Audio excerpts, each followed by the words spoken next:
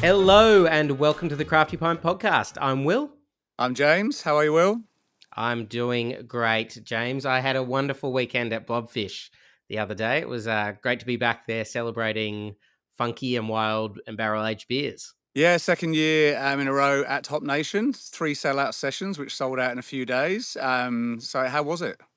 It was great. Good to see a lot of people. The beers were so good. Like, you can look at it as a sort of great festival and a lot of fun, but I was sort of stopped every so often to just think about like how good the beer I was actually drinking at that moment was. Just such high quality producers of these beers. They're not as I think maybe as attracting as many people as they once were. We hear they sell pretty slowly, particularly in bottle shops. It's harder to sell some of those more esoteric styles, but I think people are making them as well, if not better, than they ever have before. Well, you did shoot me a message saying I don't really drink sour beers very often, but I loved everything I tasted. So maybe you're the person they need to win over. If they can win you over, then there's a hope that there's going to be a follow through afterwards. The thing is, I'm also part of the problem. I'm Exactly. not buying them either. But yeah, there's just such a high level of quality out there. It's great to see. And you had a chat to some of the people there. We'll have some videos to share. Who did you have a chat to while you were there? Well, everyone, fortunately, it's a small festival, so we managed to chat to a lot of people, a lot of punters. Like talking to people who just, it's their thing every year. They like see tickets go on sale and they just have to get to it. It's like something they don't ever want to miss. They went when it was in a larger space in North Melbourne, and now it's in Hop Nation's place in Footscray. They still don't want to ever miss it. Yeah, no, great. Excellent. So, any more festivals this weekend, Will, or are you giving yourself a weekend off from festival Uh, action? I'll give myself a bit of time off. What about you? Will you make it to a beer festival this weekend? Chances are slim, although I will be staying in accommodation recommended by a brewer, Pete from Froth, who I interviewed for the podcast last week. Told me that his favourite place to stay in the whole of Australia is this place called Red Bluff on the west coast, and in particular, a humpy, which is some basic shack called the Stonehouse, and the Stonehouse is available this weekend. So I'll be off there with the family this weekend. I'll obviously take some beer with me, I guess. We have to lug everything up the hill. It's a very, very, very basic setup. My wife's kind of questioning why we're paying money to go and stay somewhere like that when we have a very comfortable caravan, but it just feels like a bit of an adventure. So we'll see how we go there. But yeah, very much on the wind down. Last 3 weeks of the trip now before I rejoin you in Melbourne. Yeah, and a good portion of that's driving, obviously. It is, yes, yes. Or at the minute, sort of practicing the most inefficient and expensive way to eat fresh fish. I think William and my son and I are now at something like 15 hours and $100 per kilo of fresh fish we've managed to eat from the last 2 weeks. But we've enjoyed some lovely sunrises and sunsets. Stood there going, are there any fish in this ocean, or is it just us? Maybe more talented fisher, more talented people would find them. Oh, we've been given some tips on where to go, and William's like, they lied to us, they scammed us. There's no fish here at all. Anyway, from blobfish and terrible fishing to the news this week, we featured a writer for the first time, Luke McCarthy. He's obviously not the first time writing. He's well known as a whiskey and spirits writer, but we figured ahead of Grainstock in a month's time, which is bringing together sort of the brewing and distilling worlds, we should perhaps dip our toes again into the world of spirits. Yeah, definitely. And part of what sort of led to this is I'd heard a bit that there's actually a lot of distilleries at the moment, but not producing much whiskey. It's always fascinated me this world because it takes such a long time to make whiskey compared to beer, dramatically different. That how people manage that. I've met whiskey salespeople, which function very differently and work very differently to your beer sales rep, and it's just such a different world. And hearing that, where you're like, oh Jesus, okay, so there's these distilleries that aren't actually making anything. What does that mean? And sometimes it's not unusual, and they're sort of built to do that. But yeah, I reach out to Luke because obviously he knows so much about the world. He would have forgotten more about Australian whiskey than anyone else would know, I reckon. And yeah, he talked to a lot of people in the industry about where it sits. You read through it, there are a lot of parallels to beer, whether it's excise, whether it's rapid expansion, whether it's the fact that breweries that have gone into VA are also at times distilleries, so that's had an effect.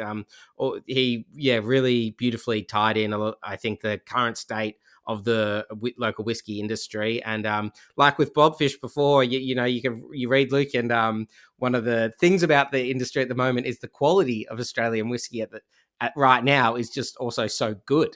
Yeah, but at the same point, it's similar to beer. He says a lot of even in the whiskey world, a lot of Australian consumers are now price driven. Going, I need it to hit this price point. I don't care if it's the most fantastic whiskey I'm ever going to taste. Right now, you need to hit this price point for me, which is what brewers Yeah. have been doing with 4 packs, changing pack size. Simple Aussie lagers, that kind of thing.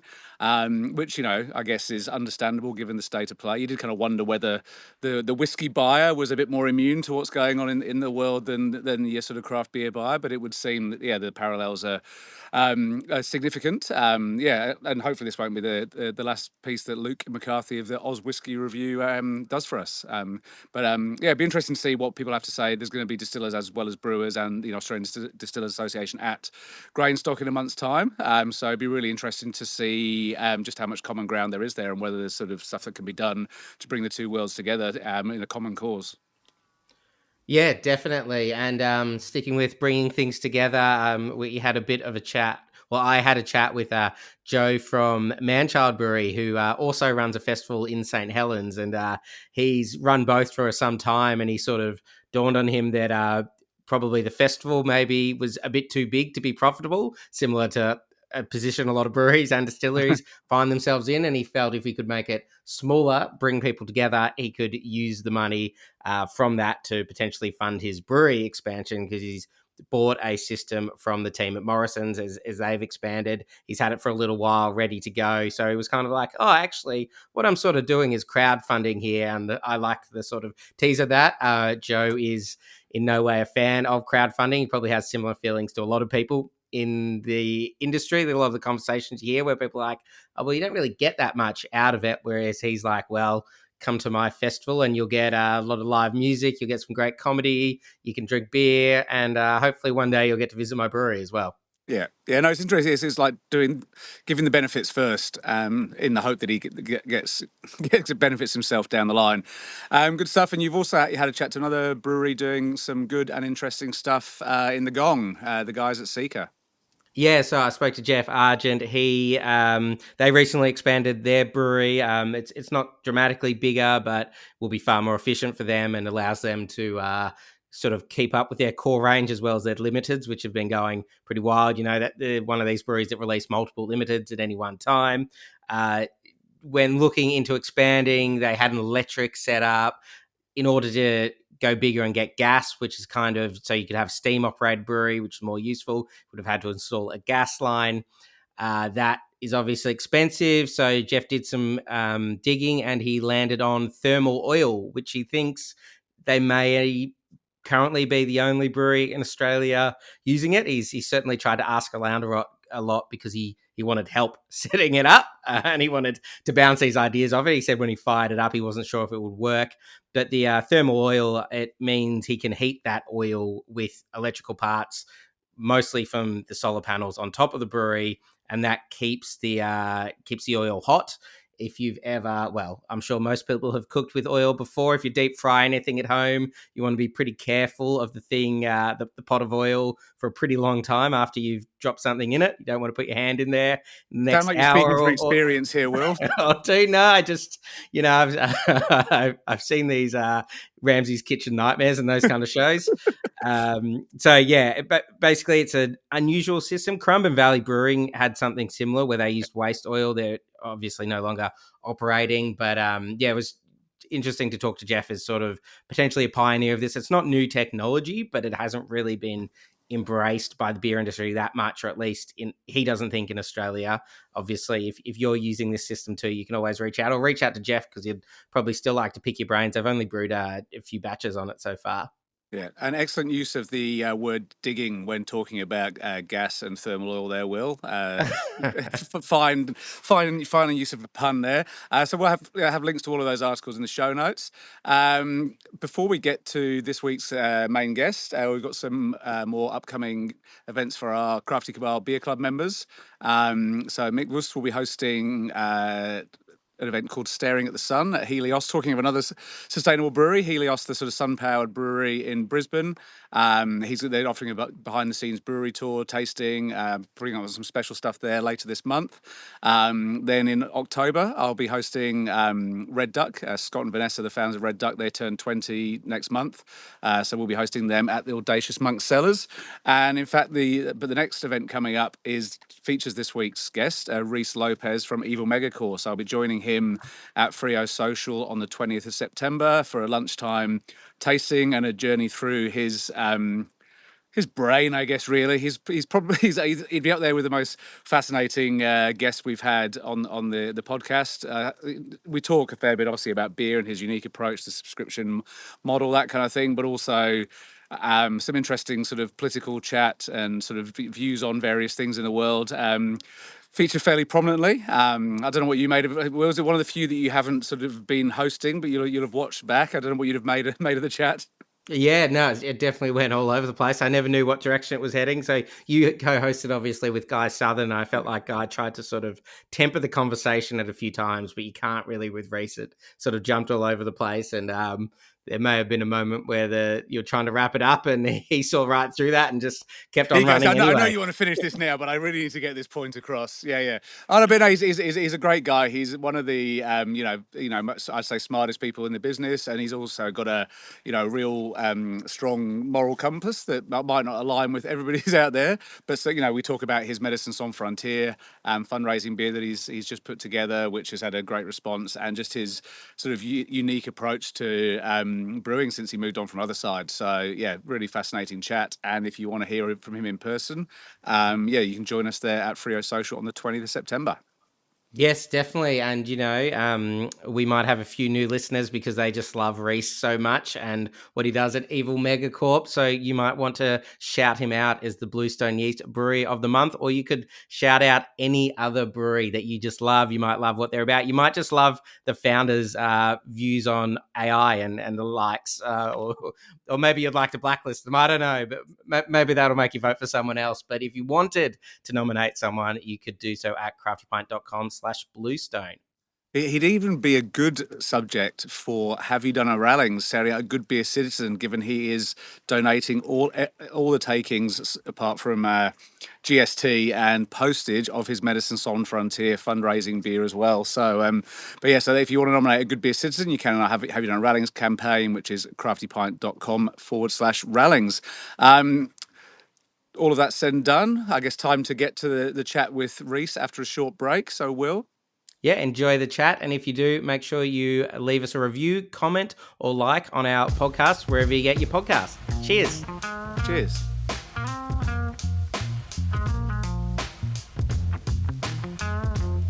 Hey guys, it's Craig here from the Crafty Pint, and I'm back with Stu Whitecross from Voyager Malt, and we're talking all things grain stock. It is an all-new industry conference coming up in October at the stunning Witten Malt House in the Riverina. It's about all things grain, brewing, distilling, baking, all the good things, 9th to the 11th of October. We've been getting updates along the way with Stu, and here today to talk again. Stu, how are you, mate? Good, Craig. How are you?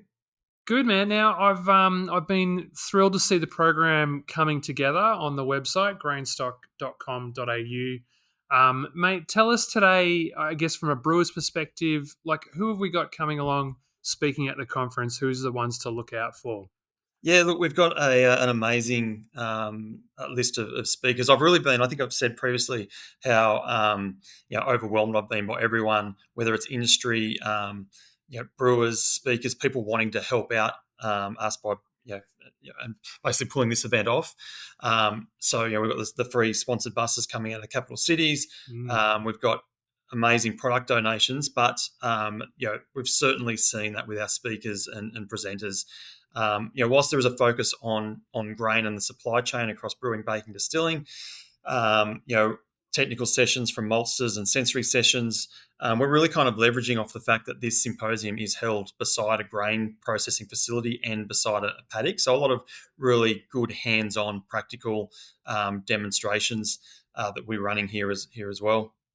So from a brewing point of view, look, I guess just going over some on the website now, it's not just about grain. We've got some amazing inspirational speakers out there, I think, dealing with change and adapting businesses, coping with challenges. People like Jared Deaton from Three Mills Bakery in Canberra, Jane Lewis, X2 Birds, now Full Colour Life. So I think some really inspiring, engaging talks there. From growers and breeders, people like Jason Cotter from Toorong Farm, who's been growing an Australian bred Maris Otter, a traditional Czech-style Pilsner malt. So I think, or Pilsner variety barley called Hannah, that I think will be really exciting for brewers to see. Matt Newell from the New South Wales Department of Primary Industries talking about perennial grains. And not only have we got all these talks, but we've also got 3 sponsored bars running throughout the day that will have samples of these in beers and spirits, like samples of all these grains available for delegates to try. Laura Valley, coming all the way from the US, she's dedicated a life to studying the grain network of rye, from breeding to milling, brewing, distilling. Phil Stevens, ex-welder's dog, who now spends his time researching and sourcing and trialling native grains. Look, what else we got? From industry, we've got Kyle and Sabrina from the IBA. We've got the Chartered Institute of Brewers and Distillers running hands-on practical sessions in our lab, things like friability, mill gap analysis, grains, the artisan baking community. Crafty Pint will be there. Matt Kierkegaard will be there as well. Wow. What else? Just skimming through the website here. Our symposium is called Ferment, so it would make sense that we have something on yeast. We've got Delphine Sagard from France, who's coming across. She's done a lot of work in research and domesticating yeast in beer and wine. Then we've got Josh from Mogwai, Derek from Bluestone, guys from AB Biotech, Tom from Fermentus talking about lager yeasts. And then no shortage of brewers. Topher Bohm from Wildflower, Keelan Vaughan, Stone and Wood, Matty Cuthbert, Scotty Morgan, Rich Watkinson, Rich Adamson, Steve Brockman.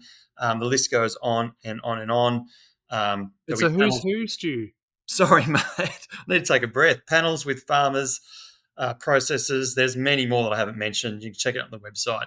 What I do want to say is at the commencement of these talks, we've got a sunset field walk, dinner by the lake. We've got a DJ, 3 sponsored bars for delegates. So it's an awesome opportunity to engage with these speakers, but also interact and engage with our fellow industry colleagues.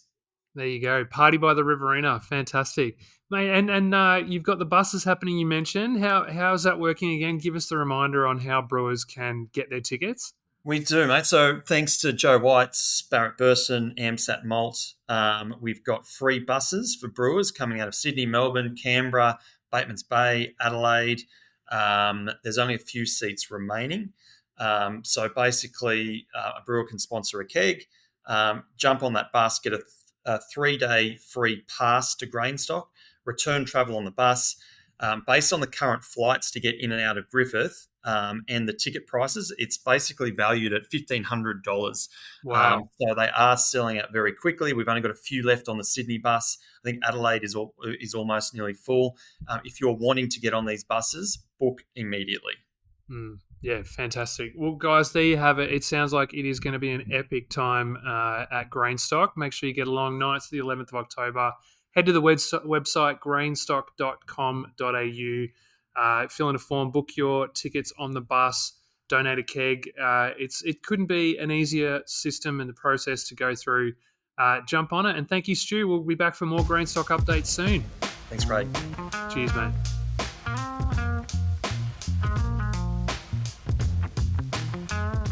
Reese, welcome to the show. Thank you. Looking magnificent there, very sort of leonine. Yeah, paddle pop line is what I get called usually. Paddle pop line. Yeah. I can see that actually. Yeah. What are the secrets of your beautiful hair? I'm half Asian. No, also like when your name rhymes with grease, you got to wash your hair fairly frequently. Like it's just a kind of hazard of you don't want any like nominative determinism. There you go. Yeah. Nice, excellent. Well, moving swiftly on from hair products and hair maintenance, let's start with the here and now. Evil Megacorp. Yes. What is it, and how did you get to this point? So Evil Megacorp is kind of a subscription-based nano brewery that is just me. So it's an ironic name. I spent it's my 20th year in the craft beer industry. Wow. In various roles. I've been a brewer that whole time. But I've been a brewer for about 10, 11, I think. And yeah, it was basically just during kind of coronavirus, I was talking to my partner at the time about potentially, what I would do if I won Lotto. And I was like, I'd probably just get a 200 litre brew kit and just make the beers that I want to make. And she said to me at the time, she's like, "Ooh, you could probably do that now."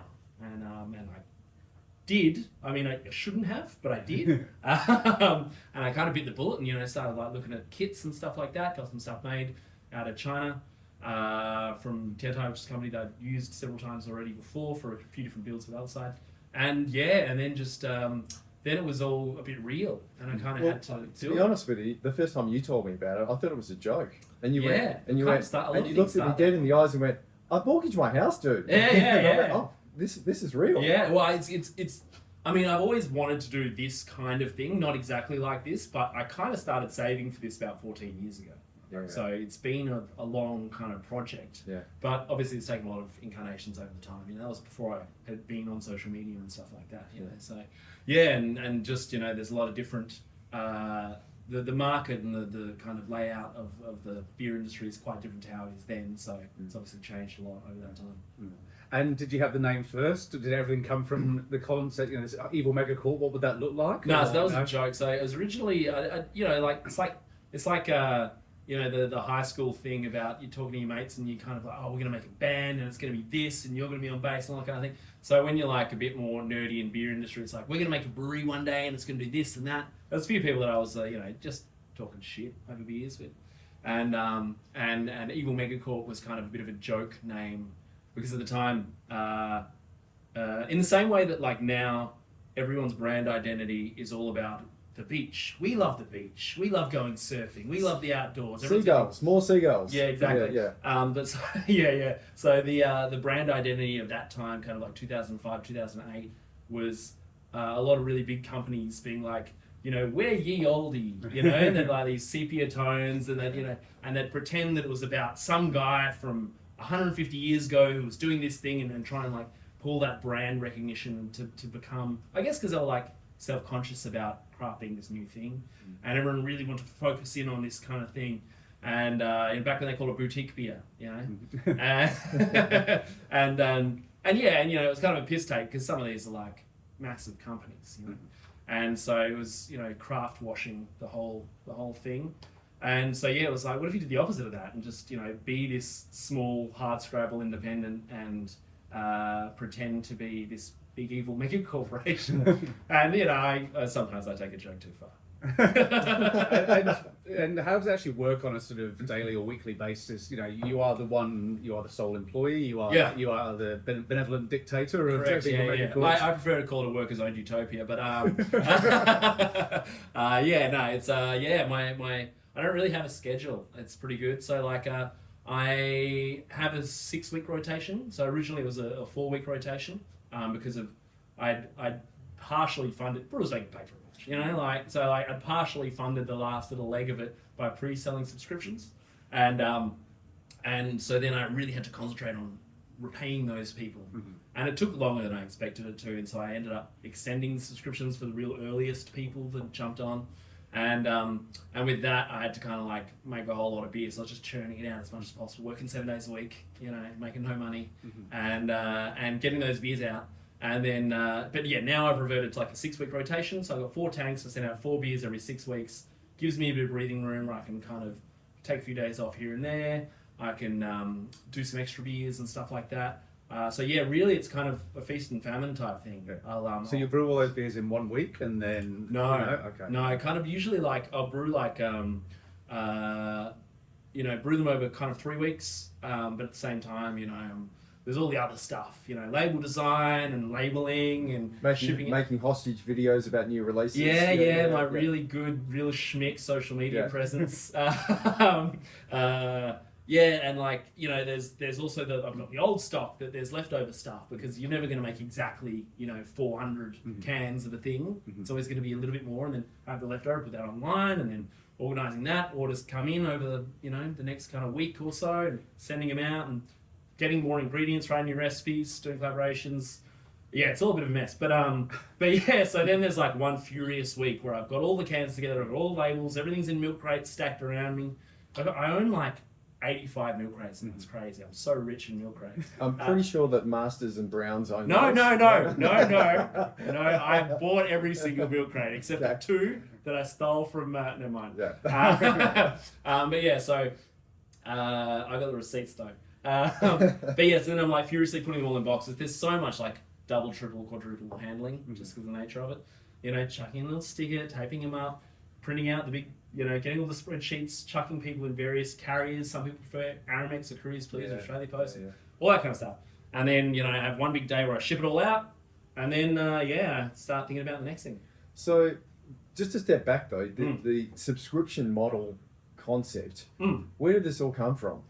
I think the first subscription that I found out about and bought into was Molly Rose. Yeah. And I had met Nick.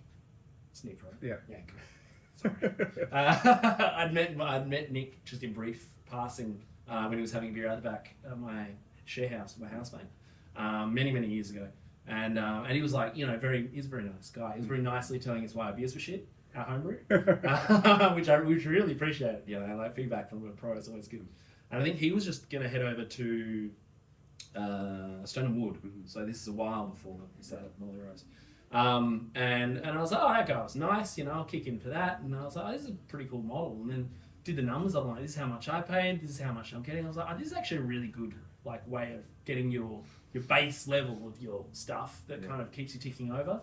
And so yeah, that was kind of my inspiration. I mean, since then, obviously Dollar Bill, I'm a subscriber of that and a few other ones. And yeah, I think it's if you're doing stuff like Nick and like Dollar Bill was doing, where it's like, or is doing, where it's like really, really beloved by a really small amount of people, it's a really good model. Yeah. You know, because you're not trying to own your postcode. You're not trying to get people, you know, leave their houses and walk through the door. You're just appealing to the weirdos who are probably a lot like you. Yeah. You know, that want that kind of unique experience wherever they are. You know. So yeah, I think it's a really good model for that. So, your initial subscription sold out in what, 24 hours or something? Nah. Something stupid? No, it was like a year and a half. Yeah. No, I thought. I thought you said to me, you know, when you opened it up, you're like, wow, I had no idea people were so excited about No. this. So I hit my number. Right. So like, sorry. So because I'd invested all of my money into this thing. Yeah. In order to like kind of in order to access the money from the subscriptions, I need to prove that it was a legitimate business. Yeah. Because I got frozen by PayPal, who thought I was running some kind of scam. I mean, I was, but not in the way that they thought. It sort of is, yeah. Yeah. So then I had some help with some people. I got some rushed production on some T-shirts and some glassware, and then I could send it out. And then I'm like, all right, that's done. Yeah. But I had a meeting with an accountant on like June 16th, and he said, you need to earn $20,000 in the next 2 weeks. That's not going to happen. I'm like, nah, I reckon I can get it done. Yeah. So then I just had to learn how to make a website, and I did that, and I released the thing. Sorry, yeah, I'm telling the story way out of order. I released these subscriptions. I'm like, hey guys, help me out. They get me to that $20,000, so then I can offset it on tax and blah, blah, blah. During COVID, they had the instant asset write-off thing, so I really needed that extra refund in order to finance the next stage of it. So yeah, then I sold all these subscriptions, and then I was trying to release the funds so that I could be like, see, I'm real. I'm real. This is a real thing. Yeah. You know, I promise, Mum. You know, this is a real thing. But yes, then I need to get that money out, and then PayPal froze it, and then I had to get some merch and ship that out, and yeah, it was really it was a really fun, stressful couple of weeks. But yeah, I got it. Yeah. You talked about the weirdos, you know, who might like what you're doing, your beers or what have you. How do you go about designing the beers? Because they are some pretty unusual and unique styles. Mm. I mean, I know you had a bit of sort of ground to experiment when you were other side Mm-hmm. putting these releases, but it feels like these have gone to another level of madness often. Or do you just start at 8% and then work up?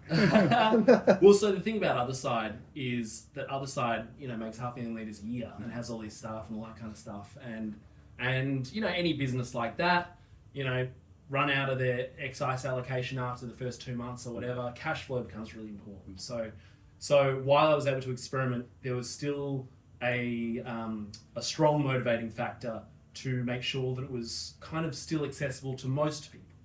Like you didn't want to really swing for the fences too much, because you still got to move that beer as quickly as possible in order to like fill the tanks to do the next thing.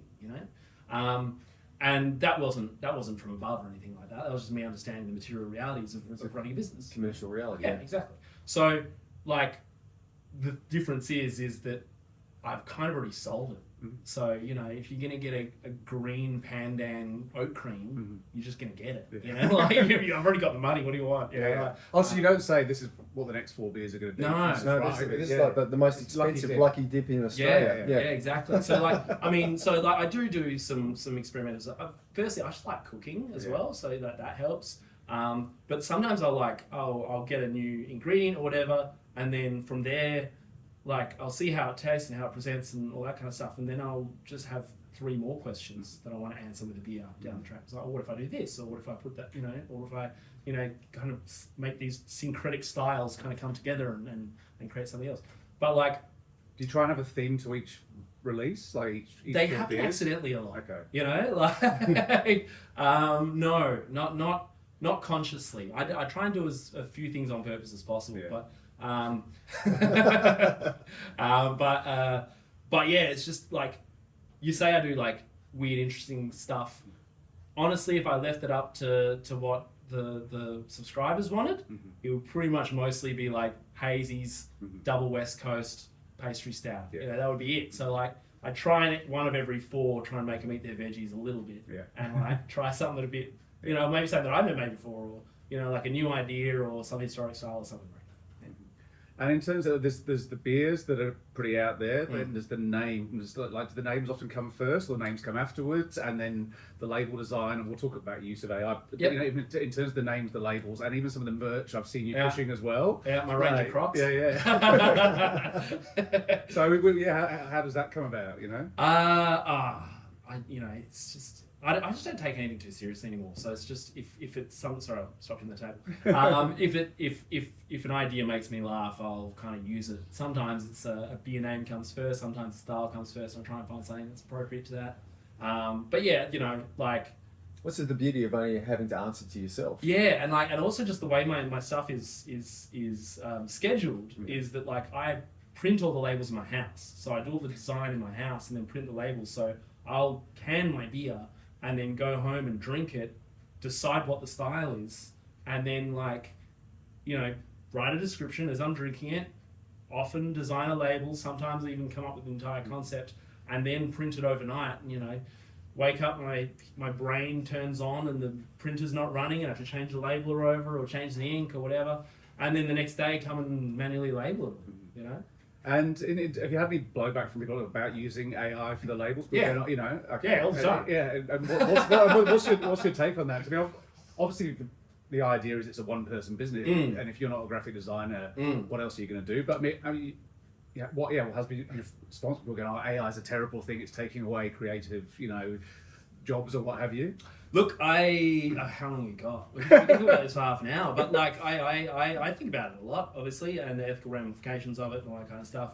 I think AI in general, like I don't like to call it AI art, like I prefer AGI, like algorithmically generated images. I think that's a more realistic explanation of what it is. I mean, it's not AI, it's never going to be artificial intelligence. I don't even think that's ever going to be possible. This is just what happens when you put billions and billions of dollars into an algorithm and you can make it more sophisticated. Like it's just another speculative bubble that people can make a whole lot of money off. It doesn't matter if it ever works out, There's no one really critical about the whole AI thing because the doomsayers, are saying it's going to be this revolutionary thing, it's going to be devastating. And then there's no pushback from the other side because they're like, yep, it's going to be revolutionary, it's going to be awesome. You know, like no one's actually saying, actually, it's probably not going to turn out that way at all. Yeah.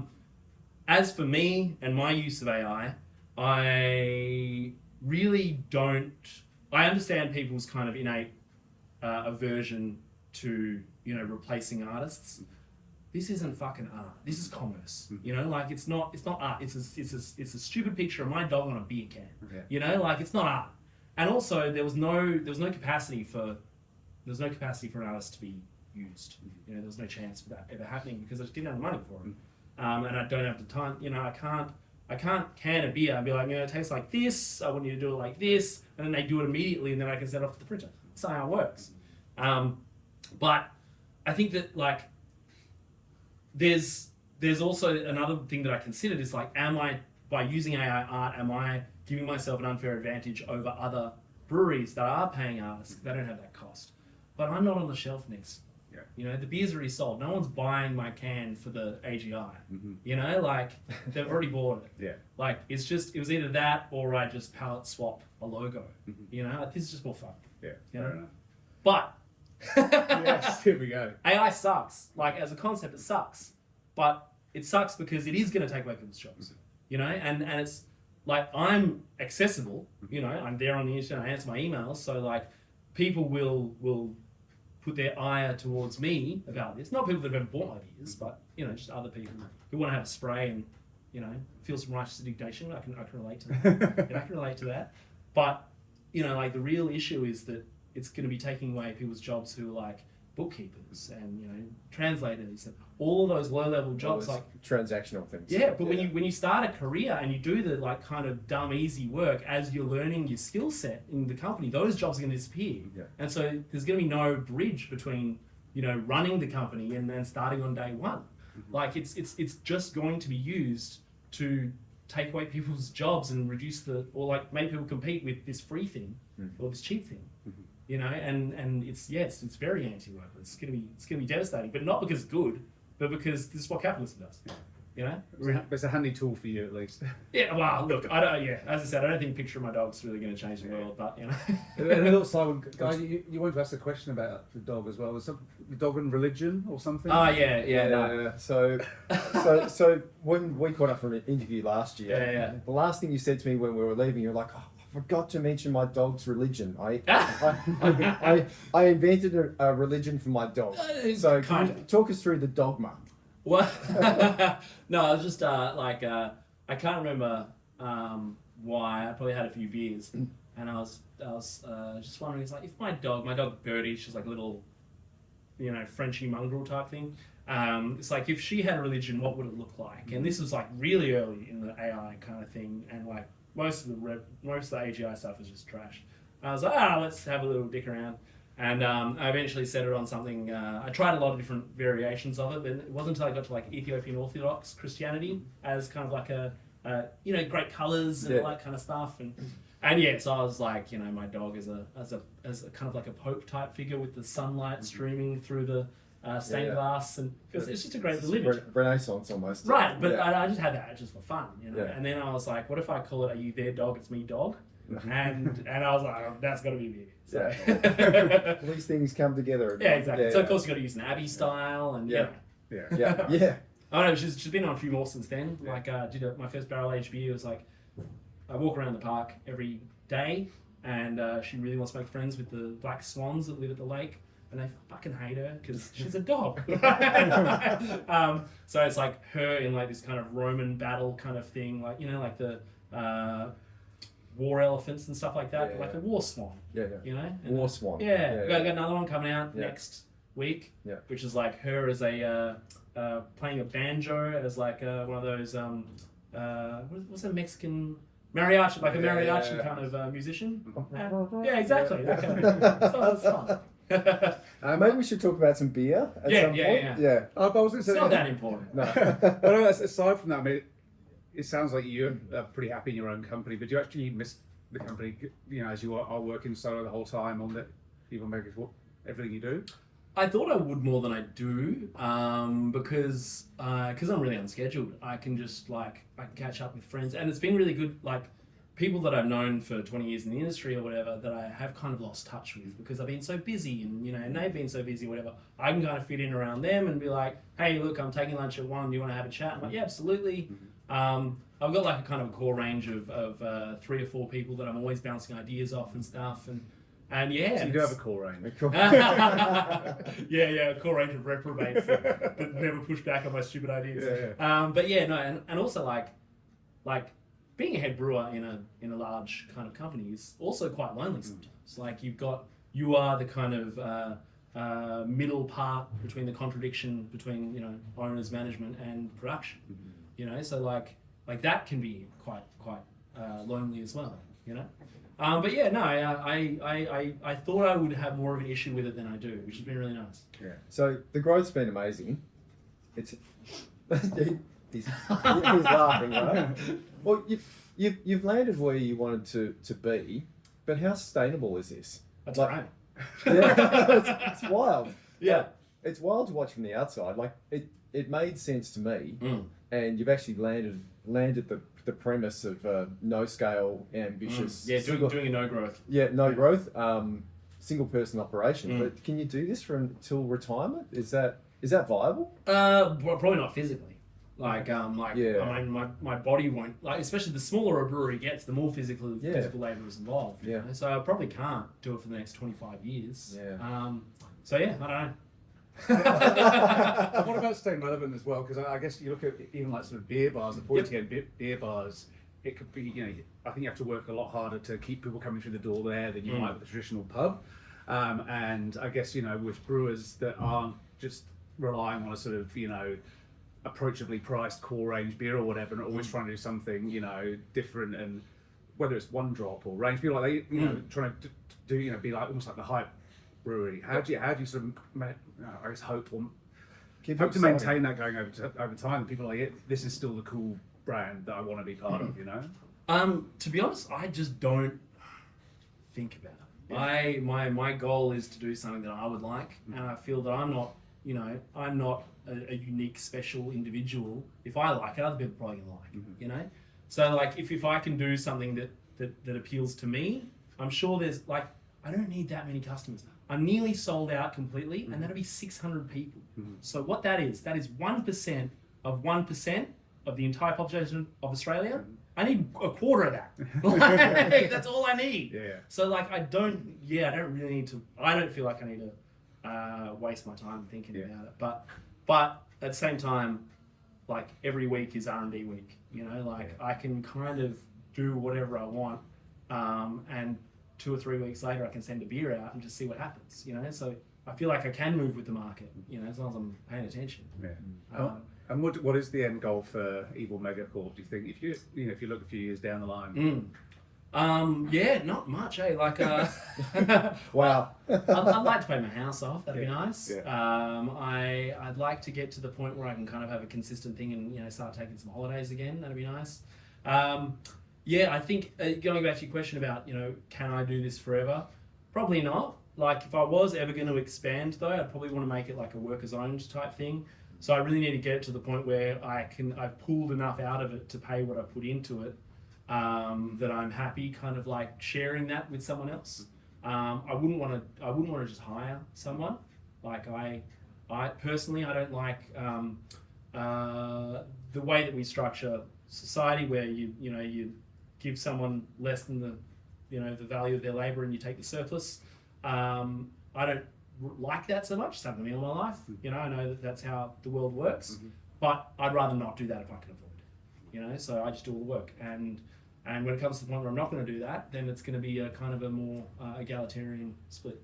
Well, that seems like a perfect time to take a break and come back to sort of talk a bit more about, I guess, life pre-EMC and outside of that, and Reese, the philosopher. So we'll take a quick break and then we'll come back. Sure. Cheers. If you're looking for precise and portable CO2 measurement, look no further than the Halfmans GMT 2.0 digital CO2 meter, brought to you by Pentair Australia. As all brewers know, dissolved carbon dioxide can be a significant factor in the quality and taste of your final product. The Halfmans GMT 2.0 digital CO2 meter provides craft brewers with a compact and portable solution to measure CO2 on the go, allowing for quality checks across the entire production line. Handheld, cordless, and rechargeable, the device gives you precision CO2 measurement as and when you need it, saving time and money and allowing you to brew the highest quality beer. And even better, right now Pentair is offering small breweries the opportunity to pair your new CO2 meter with a Halfman's Oxy2Go dissolved oxygen meter for a 10% discount on the total price. Or combine it with an ISD 2.0 in-pack sampling device for a 5% discount. Call the Pentair Food and Beverage Solutions team today on 1800 813 927 or email anz.sales@pentair.com to arrange a demonstration. This offer is available to breweries with capacity of less than 50,000 hectolitres per annum. Make a day of it and explore Melbourne's thriving beer and spirit scene with Beer Belts Victoria. Beer Belts Victoria offers hop-on, hop-off tours to more than 35 breweries and distilleries across Melbourne. You can choose your own adventure and tailor your own itinerary, or just ask the team about a bespoke private tour for groups and families. Explore 3 different regions, Bayside, Eastside or Cityside. Taste delicious beer and spirits, talk to the makers and learn all about the local beer and spirit scene. It's an awesome day out with like-minded beer lovers. Grab a gift voucher or book your tour today at beerbeltsvictoria.com.au.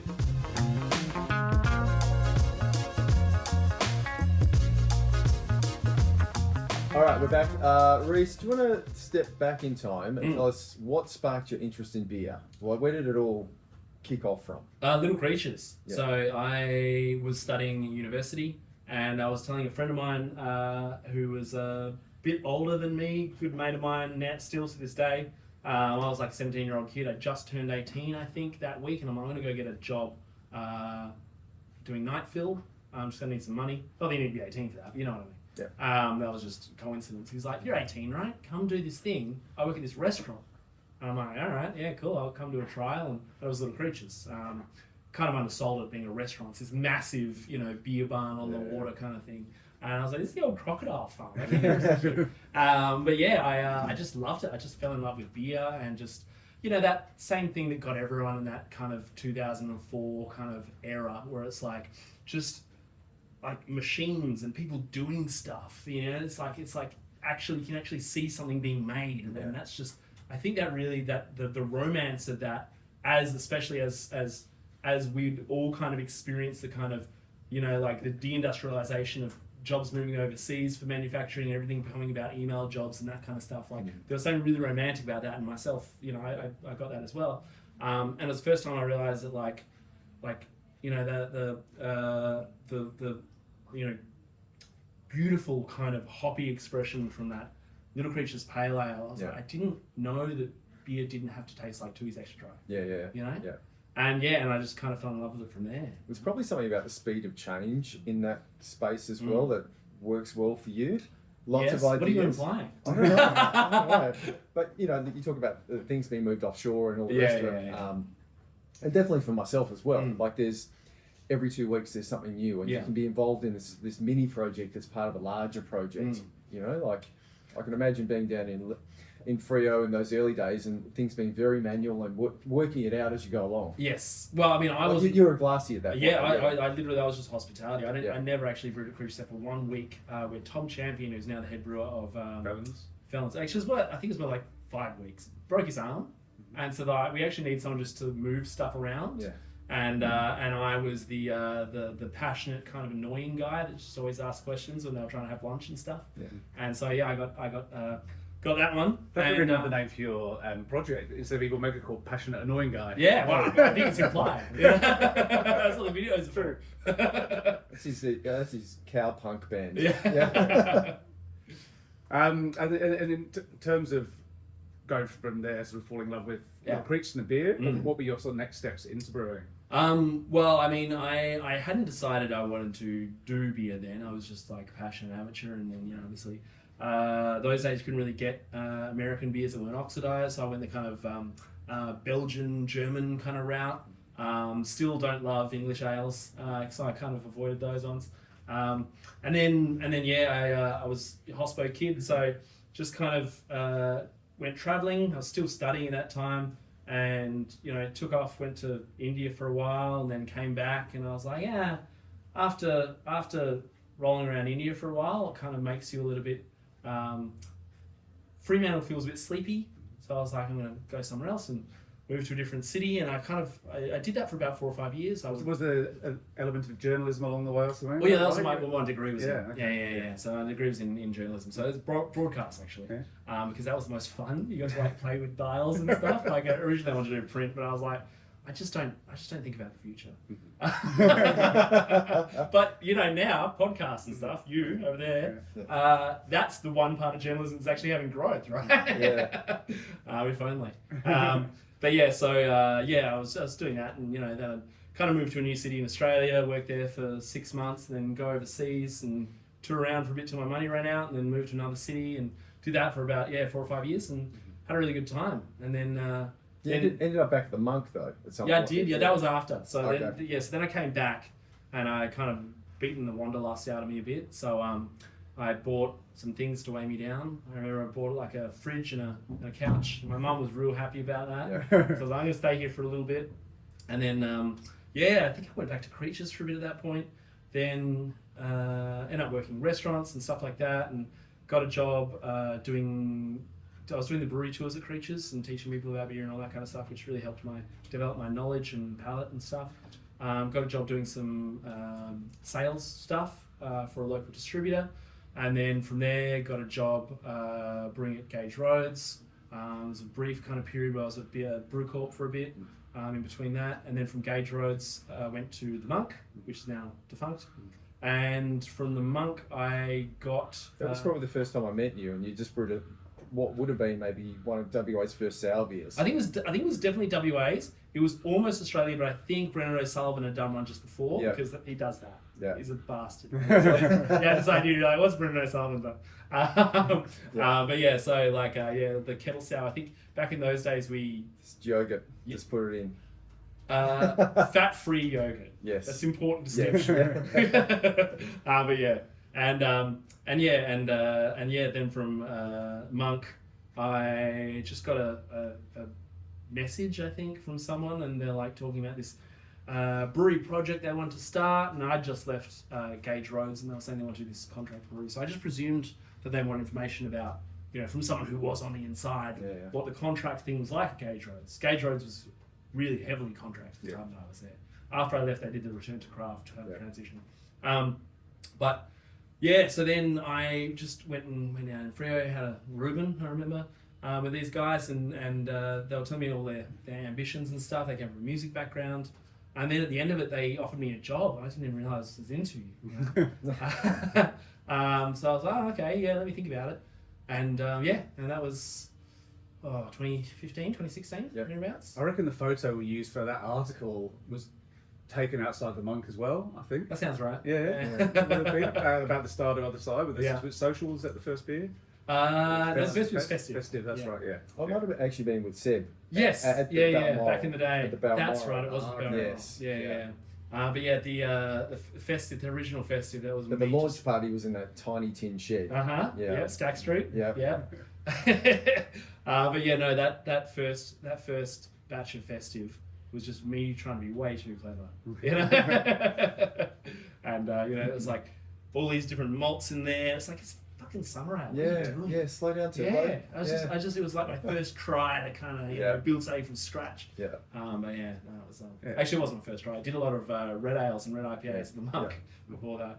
But they can handle it.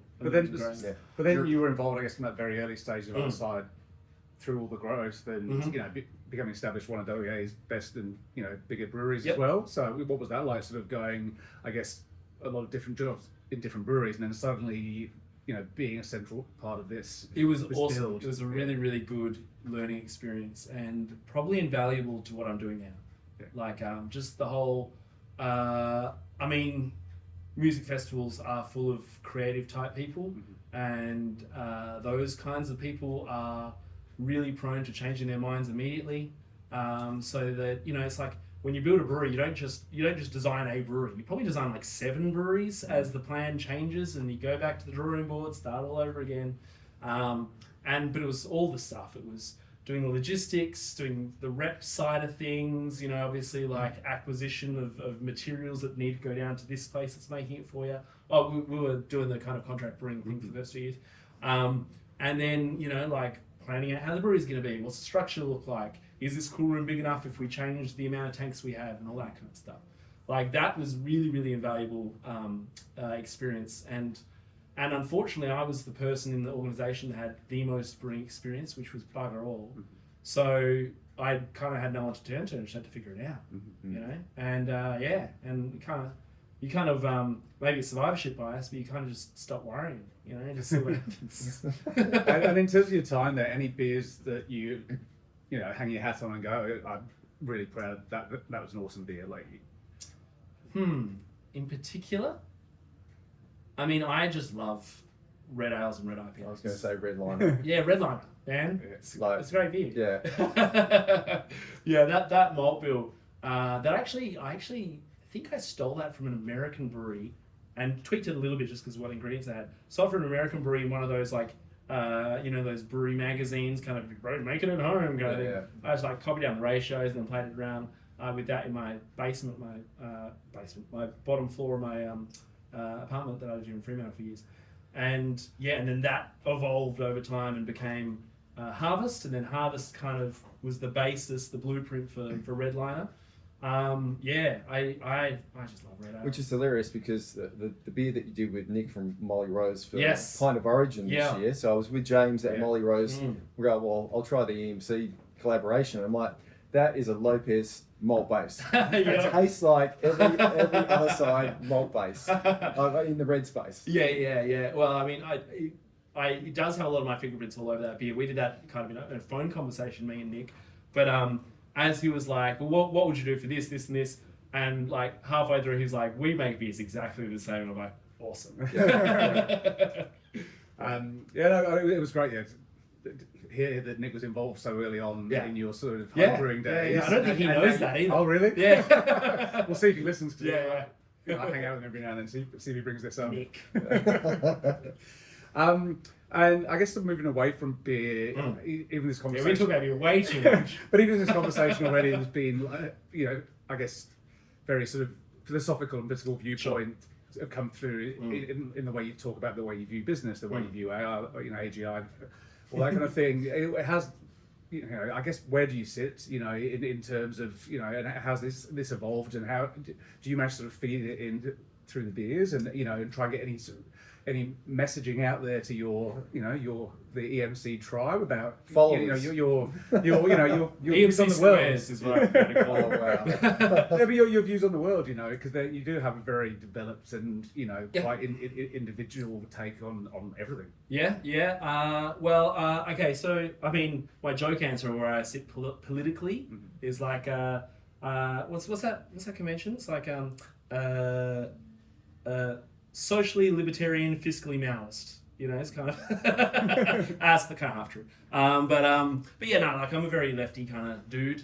I did journalism, obviously. I kind of had, like, my dad's from a Muslim country, and my formative teenage years were when the towers fell, and just seeing and being interested in media and world events and all that kind of stuff, seeing the kind of the vitriol of stuff being poured onto Muslims in the Muslim community, and it's just not reflecting my experience with Muslims that I'd known, and then people in my family were Muslim. I was like, this doesn't actually feel right, and so I was like, I was inherently from a very young age very distrustful of kind of anything, and that led me to kind of, like questioning is like, okay, so why are we having this war on terror kind of thing, and there's the Francis Fukuyama kind of idea that was like kind of the last gasp of kind of nationalism or whatever against this kind of globalized, beautiful, democratic,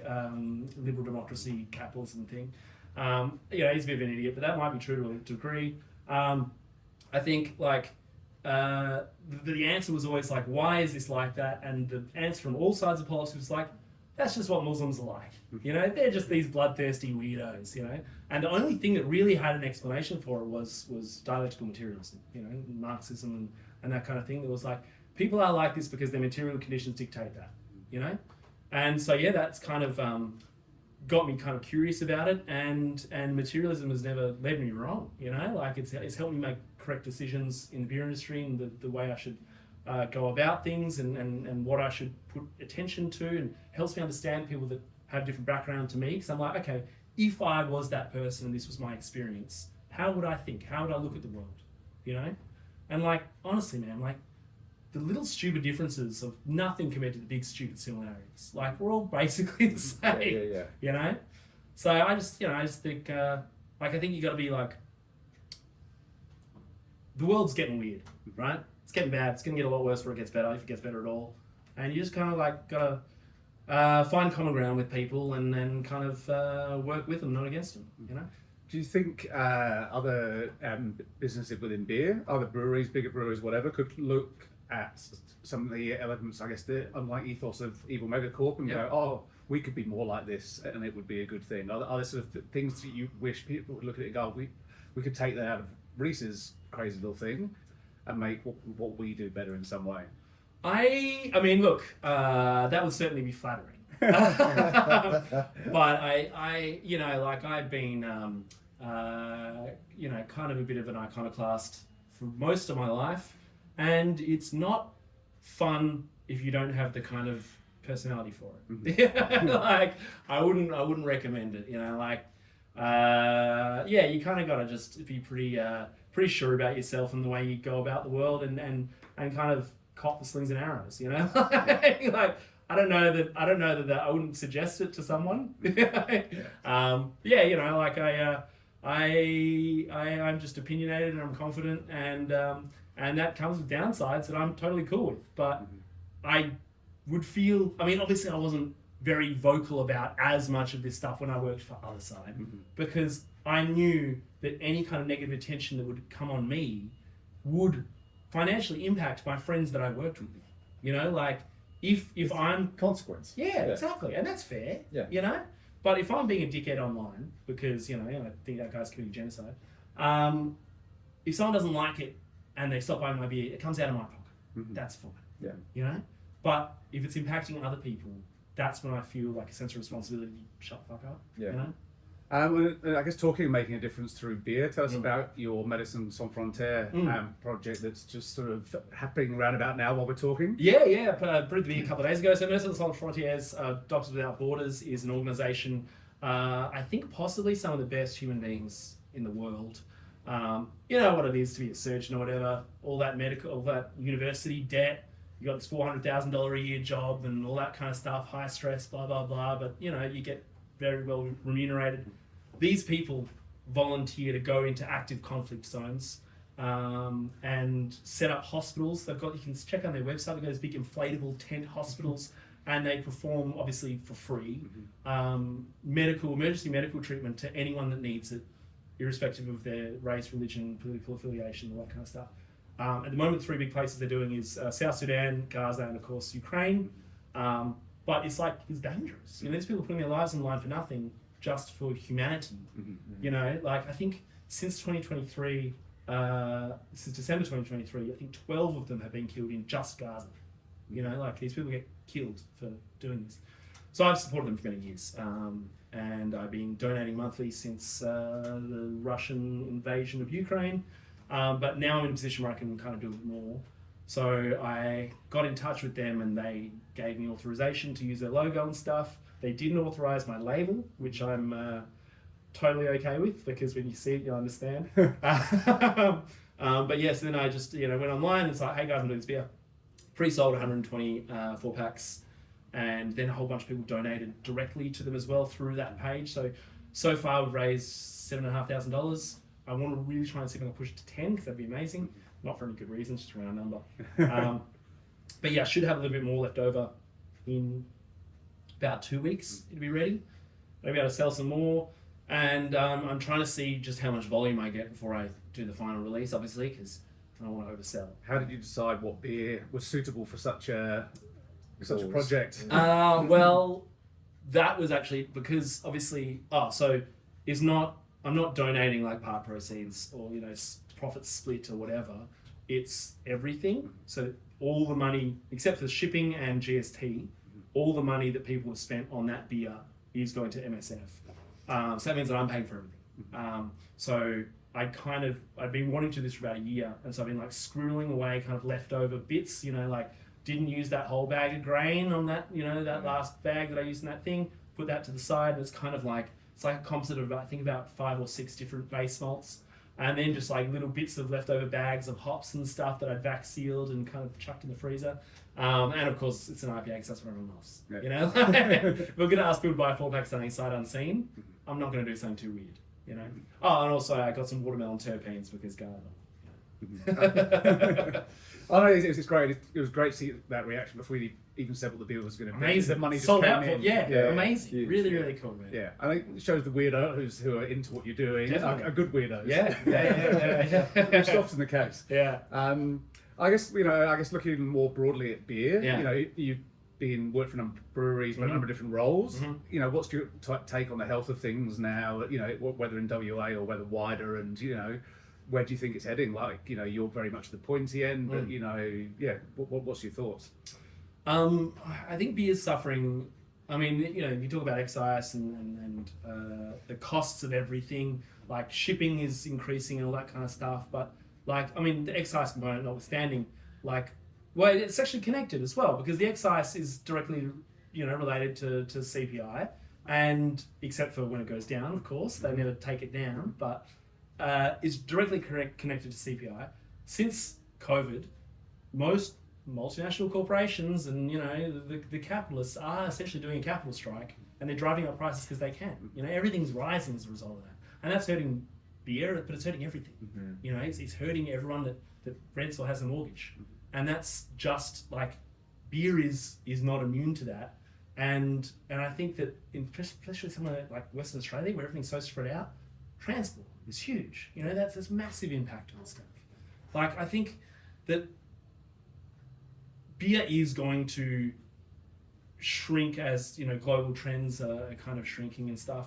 I think there's a lot of breweries out there that, you know, definitely not naming names, but are kind of have been existing as kind of zombie corporations for a while, where they're able to, you know, pay off the interest of their debts but not attack the you know, the principle of the loan, and then you have this kind of shudder where you have this kind of post-COVID reaction, and some of them drop away. You know, like that's kind of just what happens. You know, I think though that like we are going through a massive transition period, and there's opportunity there. You know, I think it's also concerning, like clearly craft beer was very much a millennial thing, you know?